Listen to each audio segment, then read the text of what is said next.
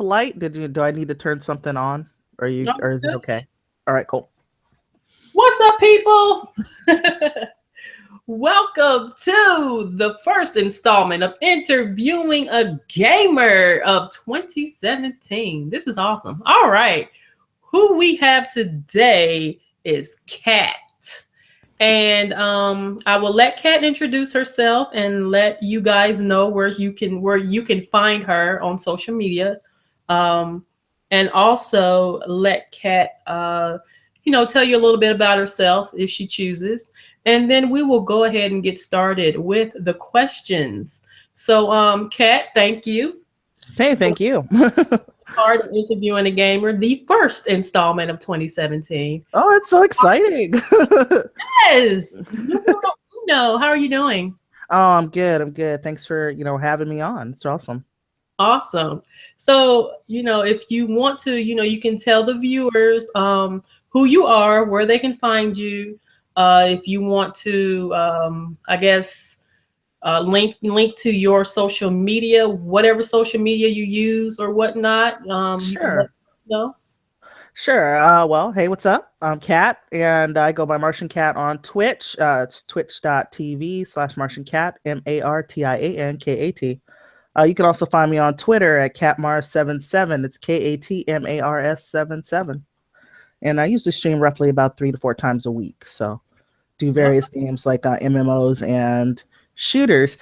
Oh, Hi. Abby. That's my husband. He's also a streamer too. So That's good. That's what I like. See, you know what? It's good to have, couples that game together. yeah, and he's old school gaming too, because he does he does Dungeons and Dragons and stuff like that, which I was not into before I got with him. So Okay, it expanded my gaming horizons. amazing. So tell me you guys got the NES Classic Mini. Oh no, not yet. It looks cool though. I'm interested that, and then there's also what is it, the Raspberry Pi. We can have the three different old school systems like this, like I Uh-huh. think it's like Sega NES and SNES. Uh-huh. I'd love to have one of those. Oh yeah, they're pretty cheap though. The Raspberry Pis are. I don't have the newest one. What is it, the B plus, or did they go higher than that yet? I'm not for certain. I've got the older one though, Mhm. but I don't have any of the newer ones. All right, Yeah. so we're gonna go ahead and get started. First question. Well, now are you on YouTube as well? I do have a YouTube, and it's just under the screen name that I use on Twitch, Martian Cat. So Okay. mostly I have gameplay clips from my streams. Okay. Some of it is I've actually done a couple of reviews on video, where I've played some early access games, and put those up for folks to check out too. So mhm. Okay. So, but mostly you're on Twitch, correct? Yes, All right. yeah. Mhm. So instead of what brings you to YouTube, what brings you to Twitch? Um, it's kind of funny. Is yeah, I play a lot of games, and and I one of my friends had suggested that I get on Twitch, mostly because he wanted to watch me play the games, and I also tend to explain games a lot. So he was like, "Yeah," he's like, "You should just do that on Twitch." So I was like, "What is Twitch?" Number one, because I had never heard of it before that point. I didn't know there was. I mean, I knew that there were gameplay videos out there because I'd seen them on YouTube, but I had no idea how people actually made those. Okay. So with that, I was like, all right, well, all right, I'll join. And it was just only a couple of streams here and there. I actually started streaming regularly maybe about 9 months or so ago, so it hasn't Okay. been that long. Now you're PC, correct, or are you console? I do mostly PC gaming. I just started kind of going into the Xbox One a little bit, just a couple games, but mostly it's PC. Okay. Mhm. Awesome. So instead of what is your ultimate goal on YouTube, what is your ultimate goal on Twitch? Um, my I would say my ultimate goal on Twitch is to present a different style of streaming. I know a lot of streamers that, and I've watched a lot of streams before I actually started. Um, one, be entertaining, and two, be inclusive. You know, a lot of folks, they tend to kind of talk. They don't really talk to their followers. They just kind of talk at their followers. And Mhm. I didn't want to do that. I wanted to be different with it. And I also wanted to um, bring, you know, a little bit more knowledge about the games to folks. Cause I did see that too. Is it, not that that's bad. It's just different, you know, where, okay, if I know something about a game or if I know, you know, how skill trees work or anything like that, I'll tell people, you know. I did a stream one night where I think I spent about 10 minutes just talking about weapon skills and weapon trees, you know, uh, because someone in the channel had asked about it. They were like, wow, you really, you know, seem knowledgeable about the game. Tell me about skills. Tell me about this. So I was like, well, I'll do all my streams like that, you know, just talk I about the like game that. in general. Hmm. Okay. I like that. Yeah. And I'm looking forward to that. Oh, okay. I will keep it up. There you go. All right. So we know that you're a gamer and you're passionate about gaming. Tell us something we may not know. Wow. I also write. I do. I write poetry and some short stories. Um, and I like doing that. I've done that since I was young. Uh, just for fun, you know. I love poetry and just the flow of words, you know. So that's one thing that a lot of people probably wouldn't know. Just a few people Okay. do. Hmm. There you go. And next question.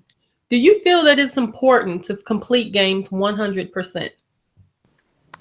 I would say no, only because there's a lot of games that I have not completed to 100%. You know, and that's for many reasons. One, you know, maybe I just thought the game was boring, Mm-hmm.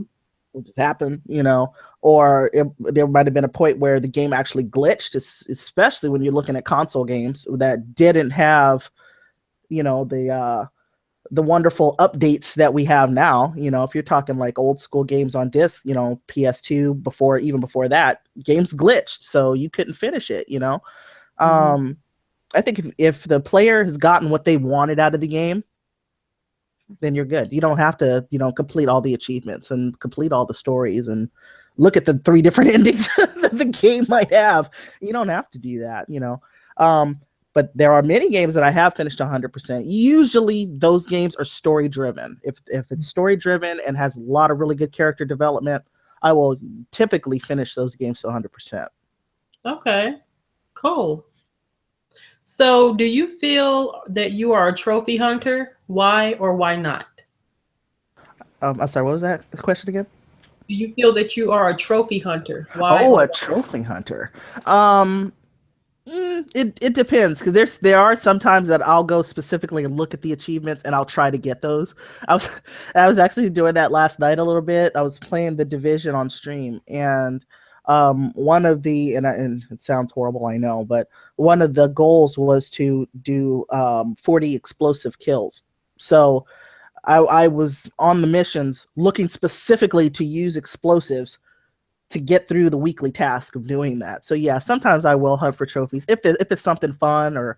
or I think there's one in Lord of the Rings Online where you have to go out into the barrows, which is like a grave site, and eat some moldy cheese. It is like, okay, just for the experience, I don't care that it kills my character. I have to have that achievement. And you eat it, you die, you know, but you get an achievement for it, and it's hysterical to watch it happen. So it's like, okay, I had to do it, you know. So That's fun. yeah, so it depends on what I'm going to get out of it for me to do achievements. Hmm. Okay. So, what do you feel is most important? Hardware, software, sales, or and why? Oh wow. Um, I think sales. No. Sales like would sales drive me to buy a game? I don't think so because there's some games that are really popular Mhm. that are not even worth all the money that they want for it, you know. And actually that's a lesson that I've learned recently. It's something that I had talked about not just with, you know, friends but other people on, you know, other gamers on social media, is that the concept of the downloadable content, you know, where all right, we have a main game, it's great, you know, but we're having to constantly buy DLC only because they're, the game wasn't complete to begin with. Well, Mm-hmm. we didn't have that option several years ago. You figure, I've been gaming, gosh, since I was in elementary school, and games were complete then. There was no downloadable content. There was no, oh, the game is broken, so we need to take it down for 2 days to fix it, things like that.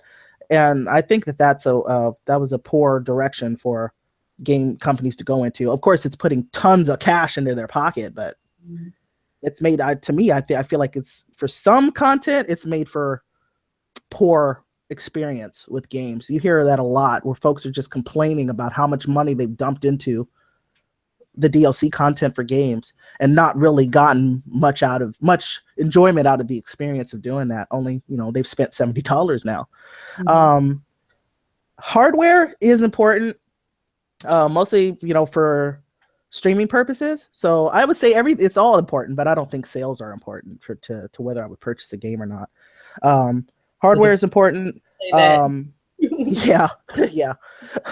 But hardware is important because, you have to have pretty decent hardware in order to even stream. If you have a computer that can't handle your game and video at the same time, you're not going to stream. You won't be able to do it. So the hardware is important in that aspect. Software, software is just it. It's just, you find the stuff that you like, and that's important too. So I don't know. It's kind of, that's a very interesting question, and you can go so many different ways with that. Yeah. Okay. So, what are your thoughts on the gaming community today? I think that the gaming community is a lot more inclusive than it used to be. Um, I know that there was a lot of things, or a lot of talk about how, it's a still kind of a male dominated, and it is for the most part. When you look at story content, character development, things like that, it's strictly, almost exclusively geared towards men. But Mm-hmm. slowly but surely, we're seeing that is starting to change. I do feel that the actual community itself is more inclusive, even if the games aren't. Okay. If that makes sense. Yeah. Because we've seen the rise of many female gaming communities, and I would say maybe 10, even a little more than that, years ago, people, gentlemen, gentlemen would not have been very supportive of ladies having their own space, and but still want to include men in it. Mm-hmm. Even if they're not members, they still can support that. And I think that's really cool. And with online gaming, you have the more global community. So, it's like you get everybody in. The internet makes us seem so close, and we're not, Yeah. and that's really cool. I like that. Okay. So, what are your thoughts on the future of gaming? I think we're going to see more inclusive content. I think we're going to see more games where there will not only be just a male main character. We're going to see female main characters. We're going to see characters of color. And I think that that's important because they're starting to hear our voices out there. They're starting to see, hey, we want to see ourselves represented in the art that we play. And video games are an art form. I don't know why so many people are like hesitant to say that they feel games aren't art. It's like, but it really is. Mm-hmm. People have to sit there. They have to write it. They have to, create the art for it. And I think if we can bring in more folks with different experiences and different stories to tell, it's just like with film or any other type of art form, you're going to see the landscape transform and see more inclusive content. And that's what I would want to see. And that's what I think the future of gaming is. Okay. So retro or current gen, and why? Ooh. Oh my gosh. That's a good one. Oh wow. It's hard to choose because you always have those old school feels, and you remember that game that you played and you didn't turn your Nintendo off for 3 days because there was no save point. You know, there's always a special place in my heart for those, but I also like, you know, current games just because the stories are so much more in depth. You know, you get stories with, you know, grand lines, and it's going through different missions, and you spent, you know, 50 hours and you haven't completed it, you know. Mm-hmm. And you know, oh, that's tough. You know what, my vote's gonna go with the retro, because you know, I have the memories of all those games that I played with like my brothers when I was young, you know, and you just don't have that now, where everybody's just sitting around the TV. Hey, can I have that controller? Come on, it's my turn, you know, to play. And now we all get a turn all at the same time on the computer, because we each have our own game and our own console and our own controller to do it with. So Mm-hmm. it's not the whole you know, bring the family together experience that retro gaming was. Okay. So our final question is basically, if is there anything else that you would like to add? Is there anything that you would like to say to the gaming community? Any type of message you would like to convey? Anything at all? Ooh. Well, you know, I have been welcomed, you know, into the Twitch community, and that's been pretty cool, just to become a part of that, and just to see other people, you know, come through even after I did, and gain, you know, pretty nice followings and stuff, just because they're just being themselves, just being really cool. And and I like that about gaming, is that you don't have to put on airs. You can just be you, Mm-hmm. and still be a part of it, you know, and I like that a lot. Um, I would actually, there was kind of a question I think that would be kind of fun, is to ask folks, like, you know, what their favorite game is, you know, and why is that? So that would be, I guess, for whoever you interview next. What's their favorite game? I would Can love to know. you do that? Sure. My favorite game, I would say, a more current gen game would be BioShock. The BioShock game, just the first one itself, the whole world is just interesting. One, I'm a big fan of history, and I love period piece, you know, and that one is like right, you know, at the, you know, the end of the, I want to say it's set in the 50s, you know, and this whole, you know, dystopian world. And I think that was so cool, you know. I felt like I was part of it, like really part of that world, playing that game, and that was pretty cool. So that's one of my favorite games. I would say my favorite game of all time, though, uh, is Mortal Kombat. I love Mortal Kombat. I do. I love Mortal Kombat. I love fighting games. But Mortal Kombat was just so different for me, that you know, my brother and I, our friends, we spent hours around that arcade box playing that game. And then when the movie came out, which is my favorite movie of all time, and that just made me love the game even more. So that would be it for me. And I'm dying to know what others say about what their favorites are. Okay. I'll have to throw that in as an honorable mention bonus question. Well, you know what? It's been awesome having you here on Interviewing a Gamer, and I'm very, you know, thankful that you wanted to participate. And you know, it's amazing to see how varying degrees, you know, the answers are to these same exact questions. Yeah, I can imagine. Yeah, and I watched a few of the videos, and it's cool to see that. You know, there are so many different opinions on gaming, and then you have, you know, the opinions on gaming is as varied as the people who play them. You know, I'm a woman that's almost 40. I'll be 40 in April. Woo, you know, uh, and you know, but my opinion of gaming when I was 20 would be different than my opinion of gaming when I was, say, 10. You know, and so when you see people who are, you know, different ages, different races, different genders, and get their ideas on what our community is like, that's pretty cool. So thanks, Lynn, for having me and letting me share my piece. So thanks. Awesome. So I will leave a link to your Twitch channel down in the description, and that way people will know where they can find you. And be sure to follow Kat on twitch.tv. And if you are not currently a subscriber to the channel, be sure to hit that subscribe button because we will bring you more videos in the upcoming near future. So yeah, until next time, guys, take care, be safe, love one another, and we are out. See ya.